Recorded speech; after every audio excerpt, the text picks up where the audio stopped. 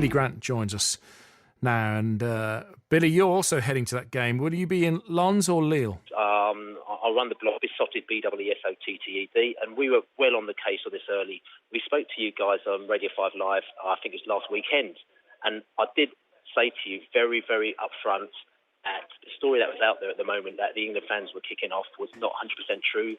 The initiation of it was that French fans attacked the England fans in the first case, and this was happening at numerous occasions throughout the weekend. No one believed us. And when I said it, even the presenter that I spoke to sort of kind of ridiculed me. But now it's interestingly, we put a video out which showed French fans attacking English fans. It's gone viral. It's gone absolutely mental. Everyone's picked up on it now. And now the media story has changed now where they've realised that England fans aren't necessarily the instigators. There are 30,000 plus England fans there. Yes, there may have been 200, 300, 400, 500 guys that may have been doing whatever they may have been at the time when they were. But most of the people out there weren't instigators. They just want to go out there and have a holiday. And I find it actually, I'm quite glad the media has changed their story as to what has really happened out there. A lot of people, like we say, myself and my mates, we're not interested in that kind of stuff. We go to football and we want to go and enjoy ourselves. Billy, can I ask you how you and your mates feel now then about this prospective night out that you've told us about in Lille on Wednesday night, given that Russia are playing there Wednesday afternoon? Are you frightened? Well, I'm going to be, I'll be honest, again, I'm going to be honest with you. Now the scenario is that, yes, it is worrying because it's my 12th tournament, and as a lot of fans have said, this is a bit of it's a worrying situation because we've seen something that we've never seen before. Me and my mates were drinking in the square, and all of a sudden, 500 balaclava-clad Russians came from nowhere, came down into the square, and they just attacked everybody. Now, this is like something out of The Warriors or some sort of old movie that you see, in the pictures, and this doesn't really, this doesn't really happen in football. But for the Russians, it's almost like they've got no rules, no boundaries. They'll just do whatever they want to. Now, it's undoubtable that they will go to Lille and they'll go to Lens because they see this as a massive kind of trophy for themselves to do what they've done to the England fans. And, I just saw the sort of kind of like the hunger that they had to just kind of cause havoc and just kind of just beat people up. It didn't matter if you're women or children, you didn't really care. And it's a different scenario altogether. And also the other thing that I'd say, because I know that Greg Type has come out and he said that he's very worried about the security situation. We put out a video again, besotted.co.uk and Besotted 1992 on YouTube, but we've got a video where we actually interviewed French ultras 3 months ago, and we said to them, England are coming to the Euros, what do you think? And they said, we're very worried because our police are incompetent, right? What they do is that they don't deal with away fans, they just ban them. So us as Marseille fans can't go to PSG can't come to us. They just ban us. That's the easiest way of dealing with it. They throw tear gas in. They're unable to deal with large crowds. And we believe there's going to be real big problems at this Euros. He told us that 3 months ago. It's on the internet. It's done loads of units. You go and search it. It's been proven to be true. The police cannot handle the situation. They're indiscriminately tear gassing people. It doesn't matter where they are. They're not arresting people. The Russians have come down. They're kicking everybody around the place. Have they been arrested? No, they haven't. Yeah, they've got 3 million people around one pub with 300 English people, and everyone knows what's going on about them. No one's actually worried about the other 29,000 people who you've got French gangs from Lens, who from Nice, from PSG, from all these other places. All these hooligans have been coming down, picking out English fans and picking on them. No one knows this, but it's all starting to filter through now. Who's dealing with this? If the English security were dealing with the situation, it would have been fine. But the French police, and I heard this from an English policeman at the weekend, they refused to take any advice from the English. We don't need you. We'll deal with this ourselves. The Germans didn't. They were fine. So the German World Cup was great. The English police said, the Germans, they came to us, what do we do? How do we control this? And they gave them advice. The English police came in. But the French didn't. We'll just deal with it ourselves.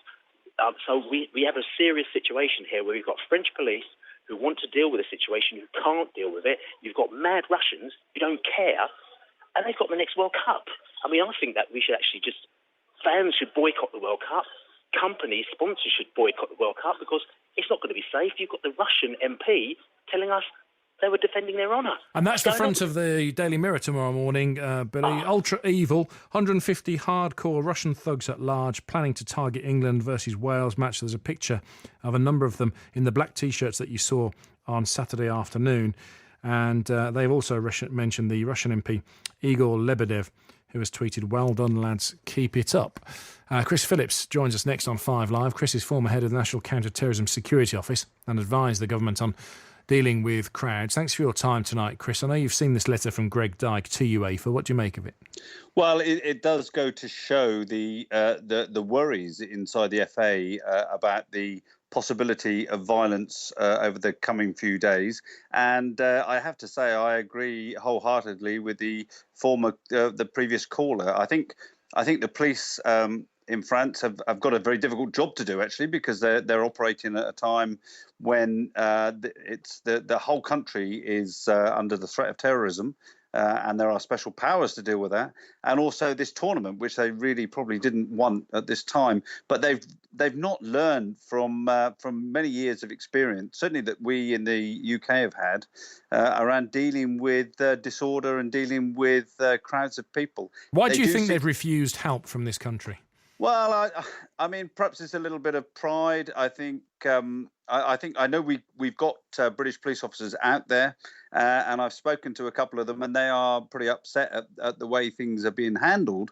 But what I would say is that you know, the best way of dealing with crowds is to get in amongst them and make them your friends, so that you can pick up troubles early, not actually deal with them as a disorder situation as early as they do. And this has been it's very difficult. I'd be very worried if I was a British fan, or English fan, Welsh fan over the next few days because of this issue with the Russians. What do you make of the Russian hooligans is the word I'm going to use, Chris, that we saw in the footage on Saturday, wearing mixed martial arts gloves and mouth guards? And also, what did you make of how well organised they were? Well, this is obviously a group of people that have gone over there specifically for that. I don't think they had any interest in the football match at all, and it's clearly something that they've planned very well, and they're operating to their plan. The interesting point will be now is how the French police handle that group of people, because they've not disappeared. They've not almost certainly not gone back to Russia. They are in the area somewhere, so they should be able to identify them and try to deal with them. They should never have been allowed to travel. I mean, what we do in the UK very well, actually, is identify those people that are real risks to causing violence at football matches, and then ban them from travelling, take their passports off them, so they don't go and they don't cause the problems. And of course, what you end up with then is the innocent British, English, Welsh and Irish supporters going over there who aren't troublemakers, but are suffering because of generations beforehand, the reputation that we've got. Chris, don't go anywhere. Back with you in a minute. But the BBC sports editor Dan Rowan joins us. It's Dan's story, this, about the letter that Greg Dyke has written to UEFA. Just tell people, Dan, what's in this letter. Well, this is a letter that the FA chairman has written to UEFA this evening, and he starts off by effectively making the FA's case. You'll remember that earlier on today, both manager Roy Hodgson and captain Wayne Rooney appealed to England's fans to behave themselves.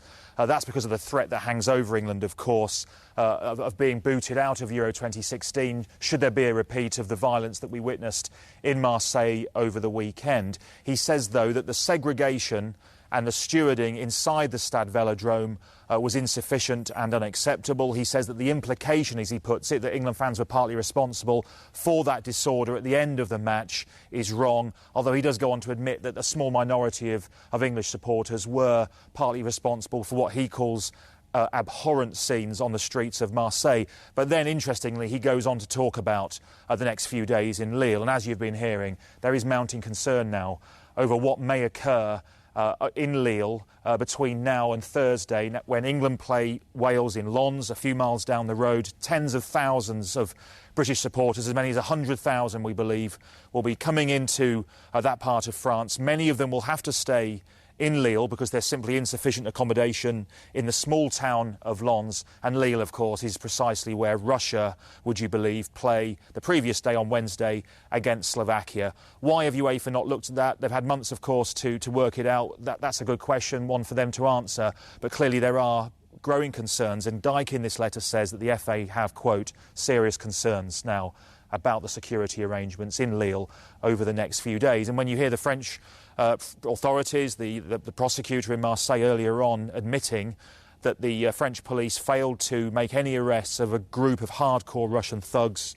numbering around 150, who he said was largely responsible for the violence in Marseille over the weekend, you can see why there are concerns. And we are hearing reports out of Russia that hundreds of Russian hooligans are now hoping to have a repeat of what happened in Marseille, in Lille, in the coming days.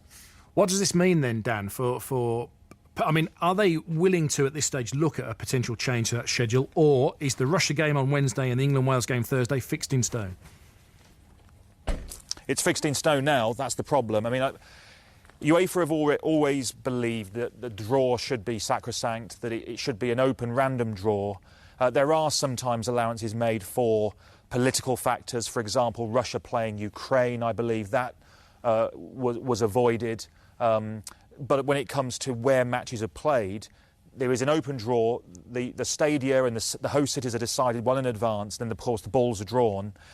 But many people feel that UEFA could have foreseen the trouble in Marseille. After all, it was a Saturday evening in a hot climate, in a city where there are racial tensions, and crucially, of course, where England had problems in the past. In 1998, England fans going on the rampage when they played Tunisia in the World Cup here in France. Equally with, as I said, these matches now in Lille and then Lens on Wednesday and Thursday respectively.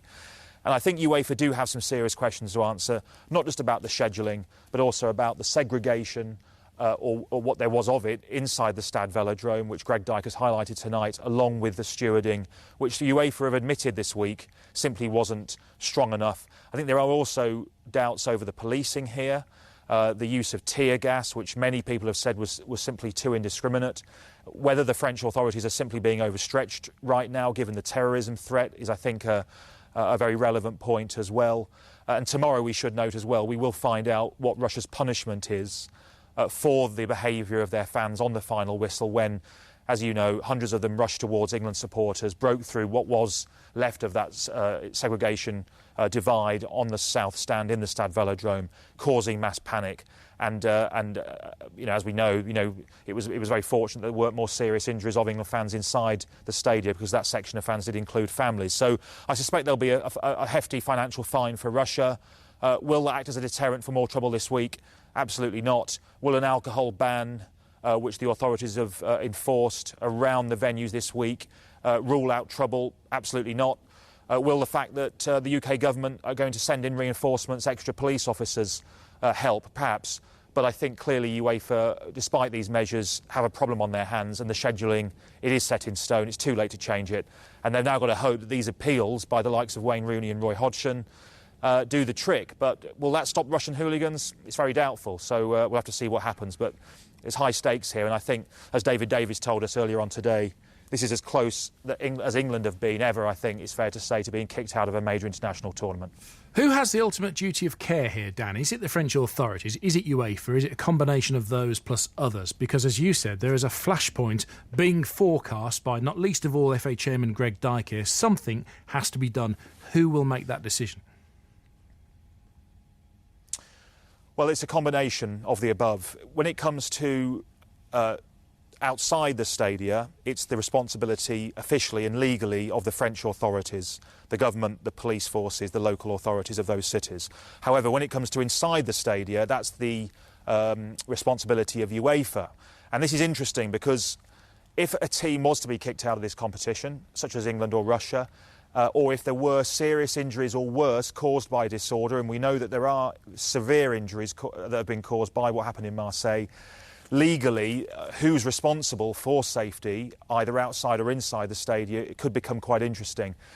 So that's the divide, effectively. UEFA told me that this week, that they're responsible for what happens inside a stadium, the local authorities for what happens on the streets and in the transport hubs outside of it. But what is interesting, I think, is that whereas in 2000, when England last came close to being kicked out of a major tournament, they were warned over the fact that their fans went on the rampage in Charleroi back in Euro 2000 by UEFA. They escaped in the end with that threat because they got knocked out anyway, so it became a moot point. what UEFA were looking at then, I think, was disorder inside grounds. The fact that they've now threatened England with expulsion here suggests they're taking more of an interest into what happens outside grounds too, because I think there is an assumption and an acceptance that England were not responsible, English fans weren't responsible for what happened inside the Stade Velodrome, partly responsible for what happened outside it, although I think it's fair to say that the Russians were most at blame. But clearly UEFA want to make a point, and perhaps that's because they are under pressure to show that they are not going to add to the French authorities' concerns. The French have already got enough on their plate when it comes to the terrorist threats 7 months on from the Paris attacks. We know that. So I think UEFA are at pains to show that they are going to try and crack down on this. But whether or not that threat is sufficient to prevent a repeat of Marseille remains to be seen. And finally, Dan, mood-wise, from where you are on the ground, do you get a sense that fear and trepidation has overtaken what should be a festival of football?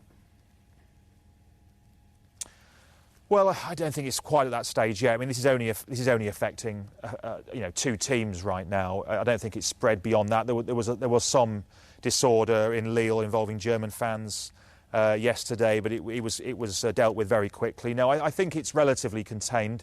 But having said that, there's no doubt that with the tournament just a few days old, this is the last thing that the Euro organisers, both at UEFA and indeed here in France, needed. It's meant to be a festival of football.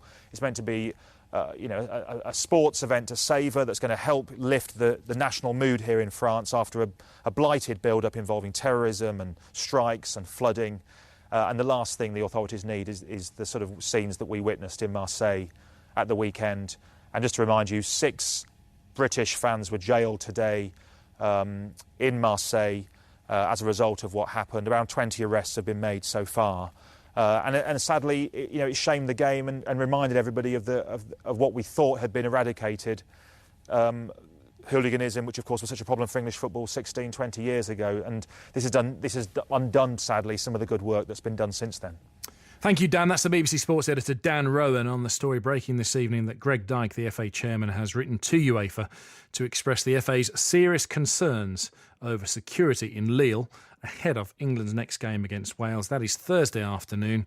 England fans have been directed to fan parks in Lille ahead of that game, which is in nearby Lens, and Lille is where Russia play their next game. My thanks also to Chris Phillips, former head of the National Counter-Terrorism Security Office, who has advised the government on dealing with crowds.